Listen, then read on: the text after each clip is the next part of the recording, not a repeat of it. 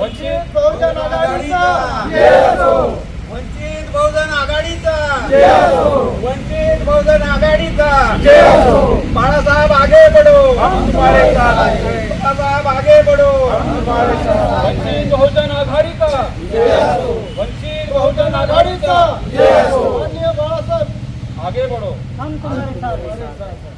माननीय प्रकाश आंबेडकर साहब आगे बढ़ो, हम तुम्हारे साथ हैं। वंचित बहुजन आघाडीचा वंचित बहुजन आघाडीचा विजय असो। श्रद्धेय ॲडव्होकेट बाळासाहेब आंबेडकर आप आगे बढ़ो, हम तुम्हारे साथ हैं। बाळासाहेब आंबेडकर आप आगे बढ़ो, हम तुम्हारे साथ हैं। श्रद्धेय बाळासाहेब आंबेडकर आप आगे बढ़ो। हम तुम्हारे साथ हैं।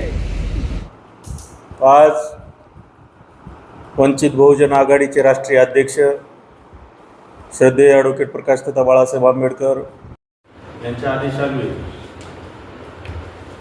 अहमदपूर तालुका कार्यकारिणी जाहीर करण्यात आलेली आहे। त्या अनुषंगाने आज नूतन कार्यकारिणीचा सत्कार, एकमेकाच्या ओळखी आणि पत्रकार परिषदेचे या ठिकाणी आयोजन करण्यात आलेलं आहे। नवीन तालुका अध्यक्ष सत्तार हबीब साहब शेख यांची निवड झालेली आहे।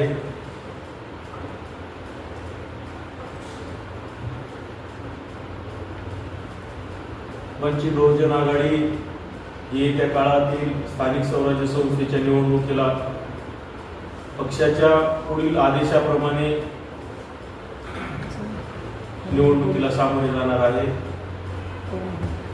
वंचित बहुजन आघाडीने स्थानिक स्वराज्य संस्थेच्या निवडणुकाला डोळ्यासमोर ठेवून वंचित बहुजन आघाडी तालुका कार्यकारिणीवर काही अधिकार सोपवलेले आहेत। तालुका कार्यकारिणीने भारतीय जनता पार्टी सोडून जे जे तुमच्यासोबत सकारात्मक चर्चा करतात त्यांच्यासोबत युती आघाडी करण्याचे काही अधिकार दिलेले आहेत, पण ते अधिकार आणि ती युती आघाडी करताना वंचित बहुजन आघाडी जिल्हा कार्यकारिणी आणि राज्य कार्यकारिणीला विश्वासात घेऊन पुढील स्थानिक स्वराज्य संस्थेच्या निवडणुकीच्या युती आघाडीच्या चर्चा करण्यासाठीचे अधिकार दिले आहेत। या ठिकाणी पत्रकार परिषदेला प्राध्यापक दही कांबळे सर, ज्येष्ठ मार्गदर्शक शेषराव ससानी सर, नूतन तालुका अध्यक्ष सत्तार शेख आणि सर्व वंचित बहुजन आघाडीचे कार्यकर्ते या ठिकाणी उपस्थित आहेत।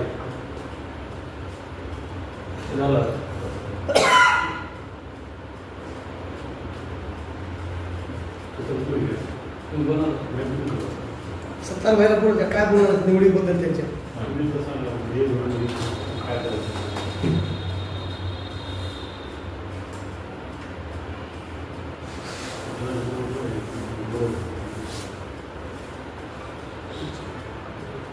सबसे पहले पत्रकार बंधुओं का मैं आभार व्यक्त करता हूं कि आपने हमारे आवास पे यहाँ पर आकर पत्रकार परिषद में आपने हिस्सा लिया।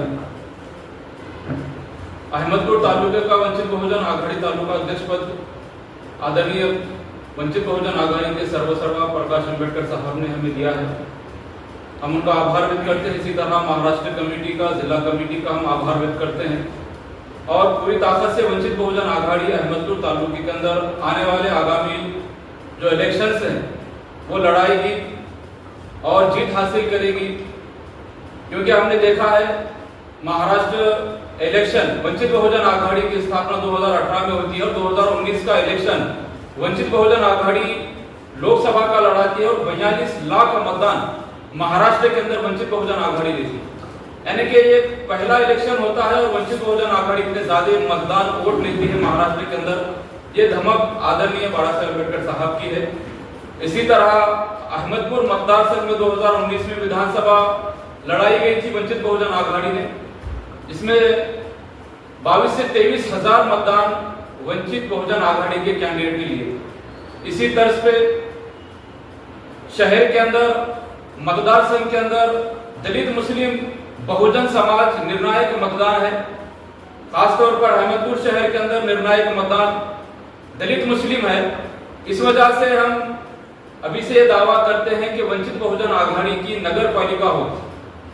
आने वाले इलेक्शंस में जो भी समविचारी पार्टी के पक्ष के लोग हैं, आदरणीय प्रकाश जी अम्बेडकर साहब के आदेश से हम इनसे युति करेंगे और जो कोई भी कैंडिडेट्स नगर अध्यक्ष के लिए, नगर सेवक के लिए इलेक्शन लड़ाना चाहते हैं, इच्छुक हैं और वंचित बहुजन आघाड़ी के नेतृत्व में लड़ाना चाहते हैं, आदरणीय प्रकाश अम्बेडकर साहब की पार्टी के नेतृत्व में लड़ाना चाहते हैं, हम उन्हें खुला जाहिर आह्वान करते हैं कि वंचित बहुजन आघाड़ी पूरी ताकत से इलेक्शन लड़ाएगी।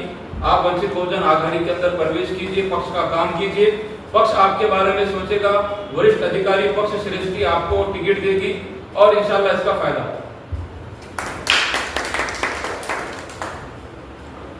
काही प्रश्न विचारायचे असतील तर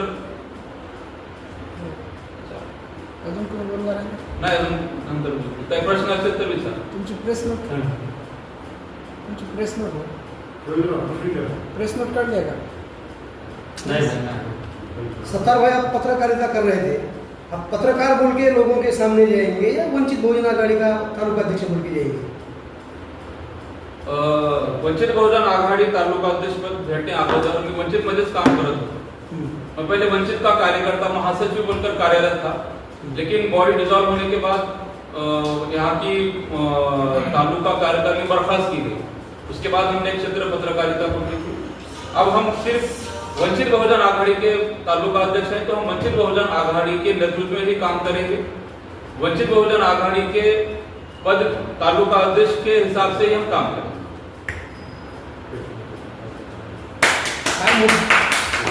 काय मुद्दे आहेत लोकांकडे जाण्याचे तुमचे वंचित बहुजन आघाडीचे? अहमदपुर शहर के अंदर बहुत सारे मसले हैं, नाली, रोड, लाइट, कोई भी सुविधा अहमदपुर के अंदर नहीं है। अगर हम बस स्टैंड से सिर्फ कॉलेज तक जाते हैं तो हम पूरे काले नजर आते हैं, इतनी धूल रस्तों पर है। नालियों का ये हाल है कि पूरी गचागच भरी हुई है, पानी नालियों से नहीं बल्कि रोड से बह रहा है। और सरकारी दवाखाने की क्या हालत है, नगर परिषद के अंदर क्या कुछ हो रहा है, तहसील के अंदर क्या कुछ हो रहा है, ये सारे विषय हैं जिन पर हम वंचित बहुजन आघाड़ी काम करेगी। इसी को लेकर हम जनता के बीच जाएंगे और जनता से हम यही कहेंगे कि आदरणीय प्रकाश अम्बेडकर साहब मुसलमानों के, बहुजनों के तमाम मसलों को उठा रहे हैं। इसी तरह से हम अहमदपुर के अंदर बहुजनों के लिए काम करेंगे, गरीबों के लिए काम करेंगे, जो शोषित है, जो वंचित है, उनके लिए काम करेंगे और हम एक पक्ष की भूमिका लेकर हम जनता के बीच में जाएंगे। सारीपुत्रजी, आपण बोलताना म्हणालात की भाजपच्या कार्यकर्त्यांना सोडून, त्यांच्या भाजपला सोडून युती केली जाईल, बरोबर?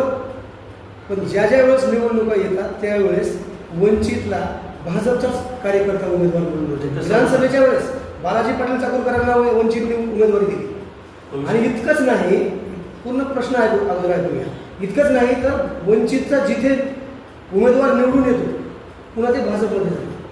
मग हे बोलणं असं कशासाठी? बरोबर आहे, पण ऐन वेळेला काय होतं, पक्षाचे इतर जी कार्यकर्ते, तुम्ही बालाजी पाटलाच्या संदर्भात प्रश्न विचारला, त्याचा एक पहिल्यांदा सांगतो की इथल्या कार्यकारिणीवरती कुठल्याही पक्षामध्ये काम करणाऱ्या तालुका कार्यकारिणीनं पक्षाकडे हा उमेदवार आहे म्हणून घेऊन जायचं असतं.